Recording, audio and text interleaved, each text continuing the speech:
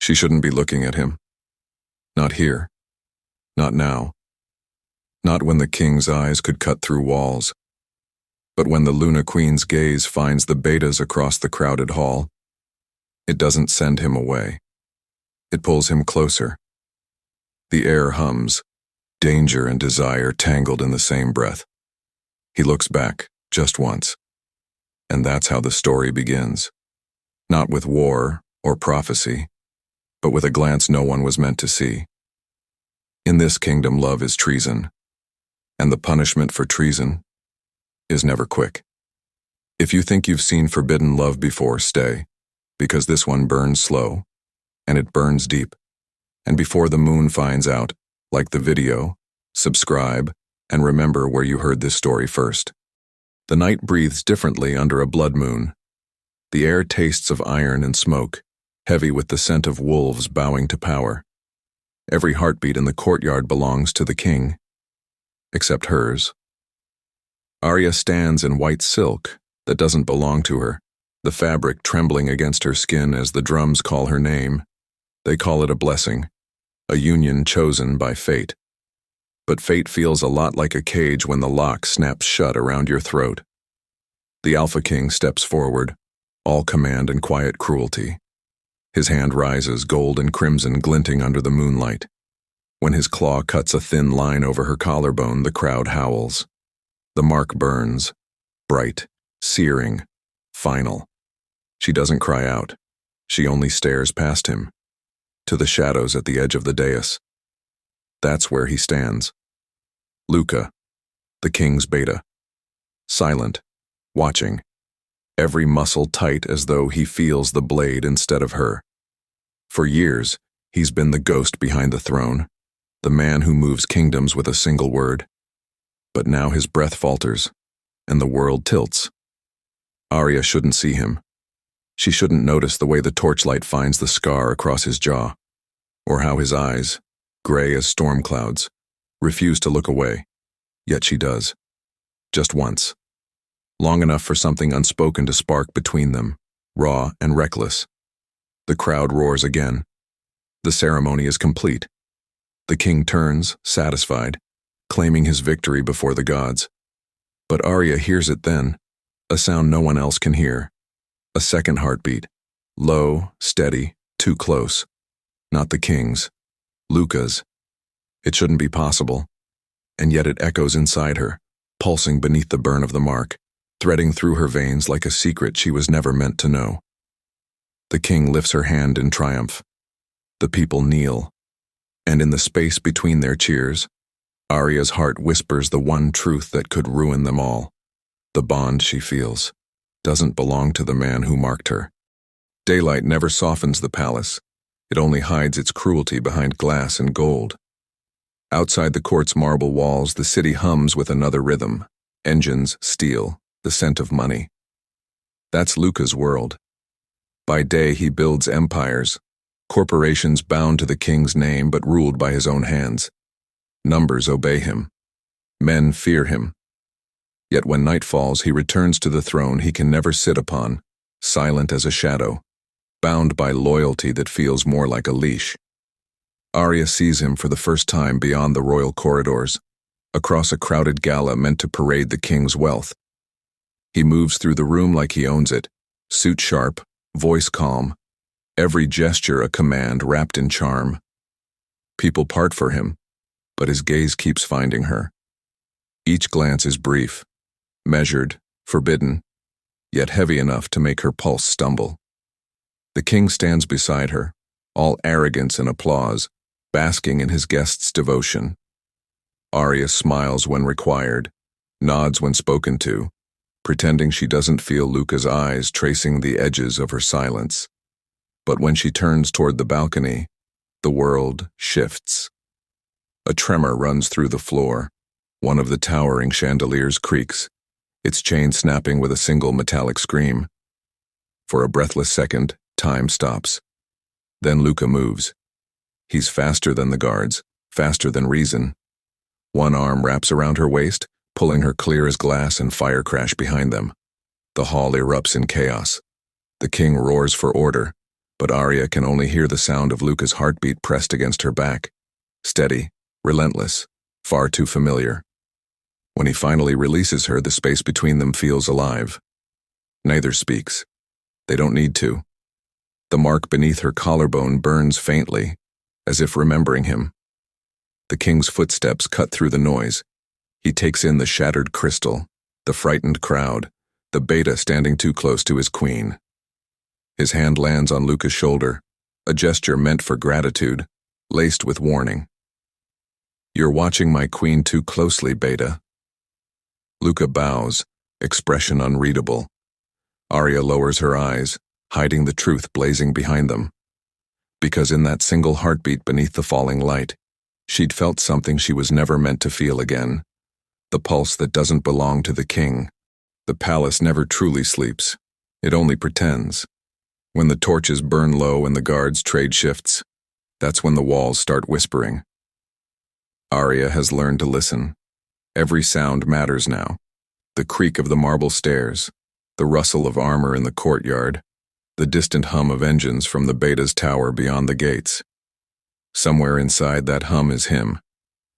She tells herself it's coincidence, that her walks through the gardens at night, her detours past the strategy hall, the excuses she makes to inspect the archives, none of it means anything.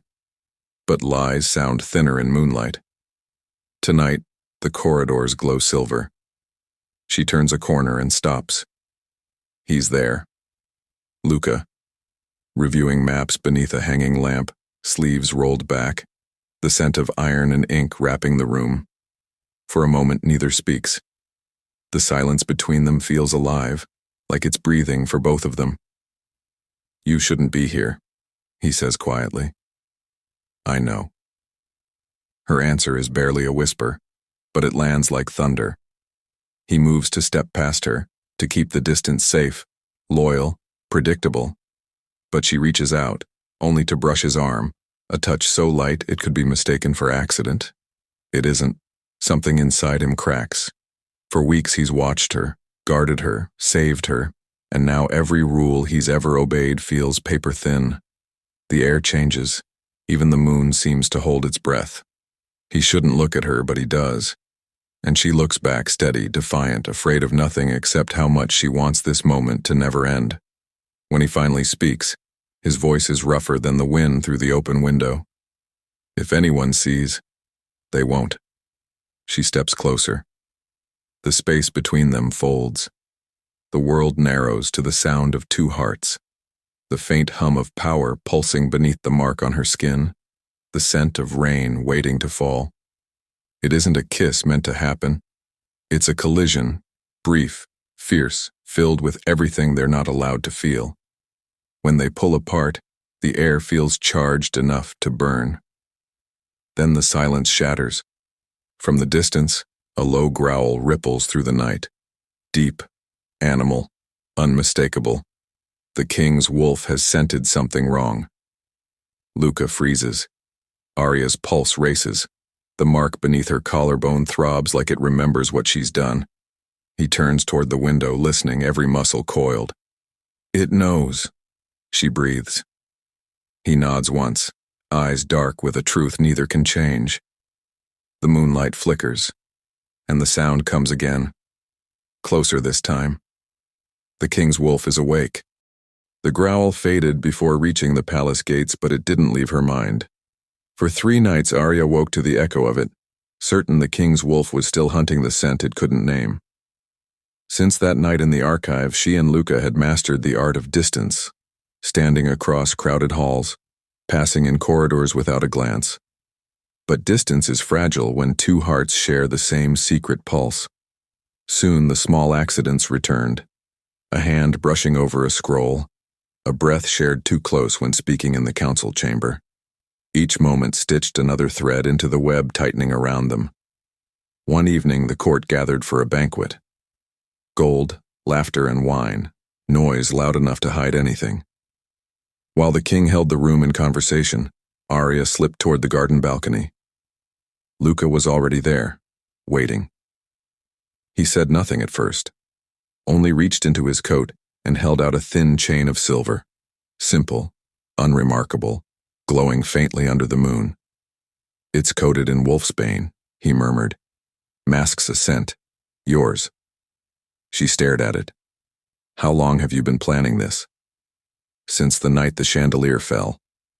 When he fastened it around her neck, the metal chilled her skin. The mark beneath her collarbone quieted, its burn softening into something almost human. For the first time since the blood moon, she could breathe without feeling owned. But freedom has its own kind of weight. Every time Luca's fingers brushed the chain, guilt struck like lightning. Every time she met the king's eyes, she wondered how long the lie could last. That night, in the solitude of her chambers, Arya touched the necklace again. Something strange stirred under the mark, a pulse that didn't belong to the king's magic. A faint shimmer spread beneath the skin, as though the claim itself were fading. Impossible. Yet the proof glowed right there beneath her hand. Morning came with the scent of rain and iron. Before breakfast, a messenger arrived, pale, trembling. "The Alpha requests the Beta's presence, immediately." Across the palace, Luca straightened from his desk, already knowing what the summons meant. The king sat waiting in the war room, a smile too calm to be safe. "I know what you're hiding," he said softly. No anger, no roar, just certainty, cold, absolute. Outside, thunder rolled across the horizon. Inside, the walls seemed to close around them both. Luca didn't flinch under the king's stare, but the silence between them weighed like chains. Rain drummed against the high windows, steady, relentless, the same rhythm as the heartbeat Arya had heard beneath her own skin. The king smiled, a patient, dangerous smile. "You've been restless lately, Beta. Tell me, has my kingdom grown too small for you?" Luca answered with practiced calm. "Only trying to serve it better, Your Majesty." The king rose, circling him like a wolf testing the air. "Service is a fragile word. It breaks the moment loyalty shifts." He stopped behind Luca, close enough that the heat of his breath fogged the glass between them. "I can smell fear in men, and lies. You, however." The pause hung sharp as a blade. "You smell of secrets." The meeting ended without punishment, which was worse than punishment. A reprieve from a predator never means safety. By dusk, new orders rippled through the palace. Unexpected inspections, sudden changes in protocol, guards reassigned. The king was stirring the nest, watching which way the bees flew. Arya felt it immediately, the corridors filled with whispers, the servants' eyes sliding away too quickly. Even the air seemed to hum with suspicion. But she and Luca had learned to speak where words couldn't travel. In the ledgers and decrees that passed between them, each signature carried hidden messages. A misplaced flourish meant danger. An extra dot under a seal meant meet me. Whole sentences were buried inside trade agreements, love disguised as policy, fear folded into ink. Late one night, while reviewing documents for the council, Arya found one line written in Luca's precise hand. "The wolf watches, but even wolves blink." She almost smiled. Almost. The following morning, the king summoned the council, his mood disarmingly bright. He spoke of alliances, of peace, of trust, each word a polished stone hiding the knife beneath it. Then his gaze landed on Luca. "My queen has been under strain," he said. "She needs quiet. You'll take her to the northern retreat. No guards, no entourage, only you." The hall fell silent. Arya's pulse tripped. Luca inclined his head, voice steady. "As you command." The king leaned back, satisfied. "Good. Loyalty shines best when no one else can see it." Outside, thunder gathered over the mountains. Inside, two hearts beat the same unspoken rhythm, knowing that whatever waited in the north would test more than loyalty. The road north wound through a forest that never seemed to end. Fog draped the pines, muffling every sound except the horse's breath and the rhythmic creak of the carriage. For the first time in months, there were no guards, no eyes, only the whisper of trees, and the danger of being alone. Inside, Arya sat opposite Luca, the silence between them thick enough to hear their thoughts collide.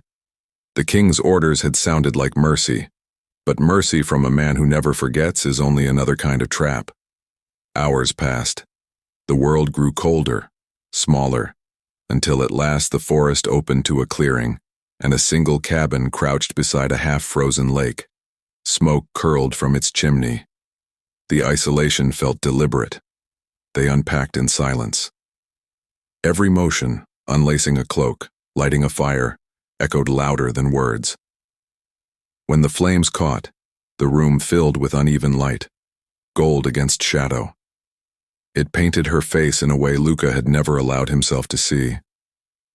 She broke the quiet first. "Do you ever wonder what life would be if he hadn't chosen me?" He didn't answer at once. Instead, he moved to the window, eyes on the lake where the moon fractured in the ripples. "I stopped wondering," he said softly. "It hurts less." Something in his voice pulled her to her feet. The distance between them felt like one more lie they were tired of keeping. When she spoke again, her words trembled with truth. "I can't keep living as a symbol. I want to breathe once, for myself." He turned, and in that breath, everything they'd been holding back cracked. There were no declarations, no promises, only a rush of emotion too strong to contain. The wall seemed to close in, the fire snapped, the air burned with everything they'd never said. Later, silence returned, different now, alive with consequence. She sat beside the fire, wrapped in one of his coats, staring at the mark beneath her skin. It had dimmed to a faint silver. "I'd rather die than go back," she whispered. Luca's jaw tightened. "Then we don't go back." Outside, wind clawed at the shutters.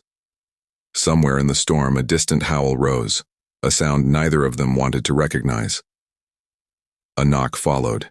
3 sharp blows against the door. Luca's hand went to the dagger at his belt. Arya's breath caught. When the door opened, rain poured in around a messenger cloaked in the king's colors, face pale from the ride. His voice shook. "The Alpha is coming. He left the palace at dawn." The messenger stepped back into the storm.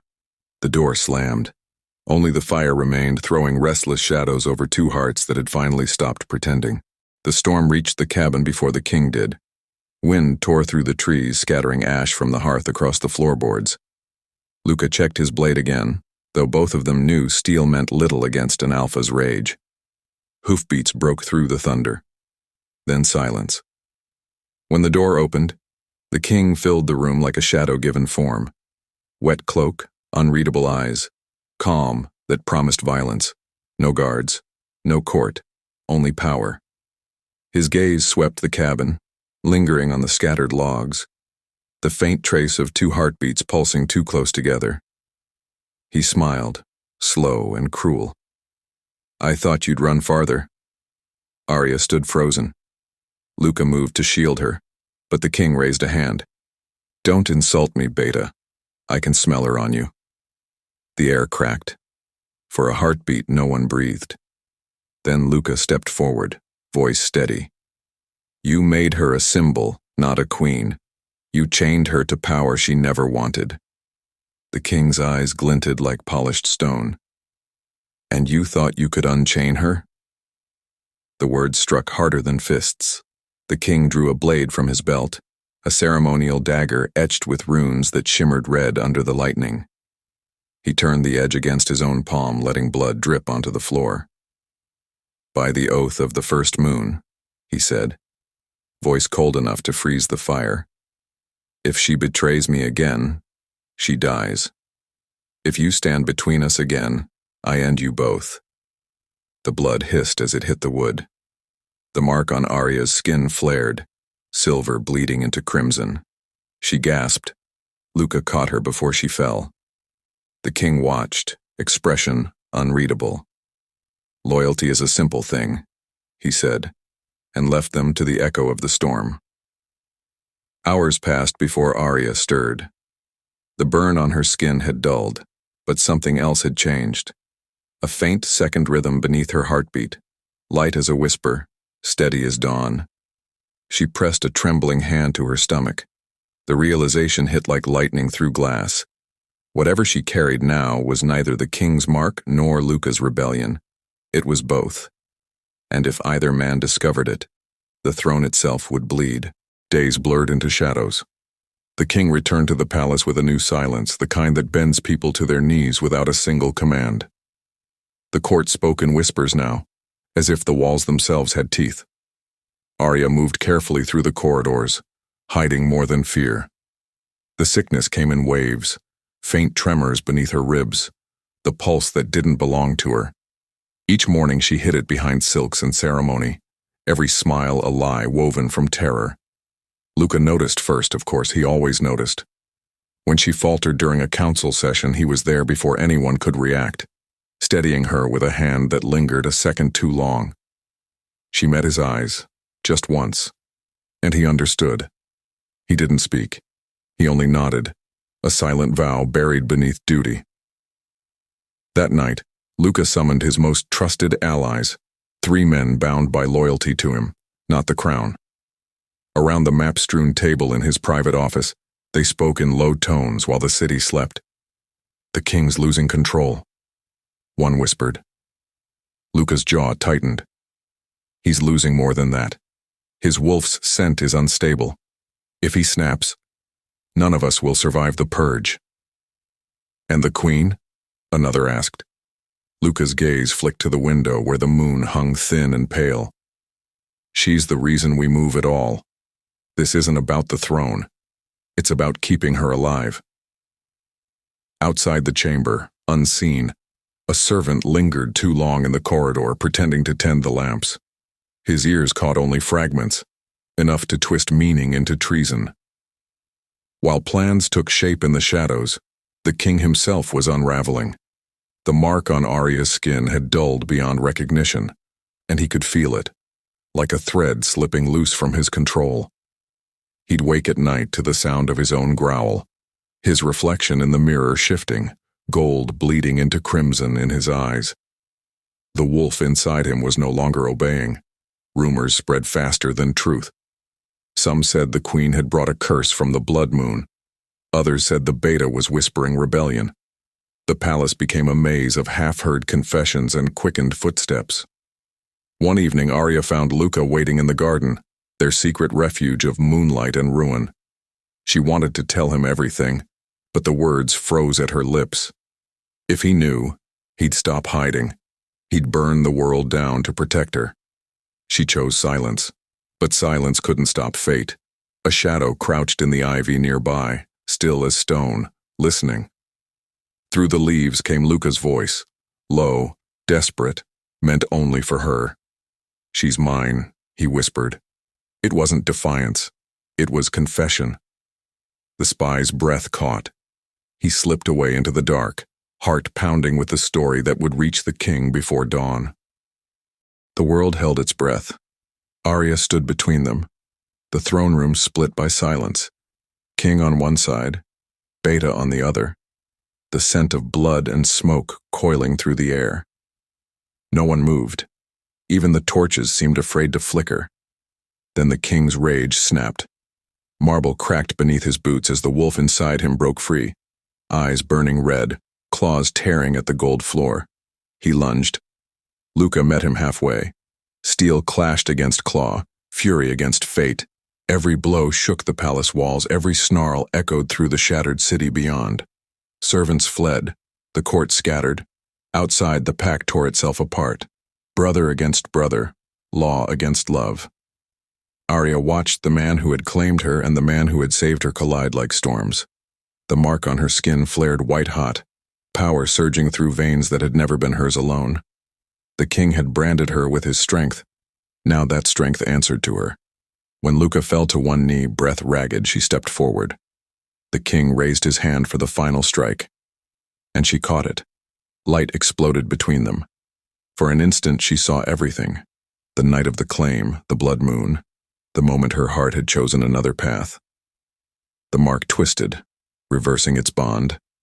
Power leapt from her skin into his, burning through every lie he'd built. He staggered back, eyes wide, the wolf howling inside him as his own magic turned against him. Arya's voice cut through the noise, calm, unbroken. "You wanted to own me," she said, "but you never understood what you marked." The moon outside bled crimson. The palace shook.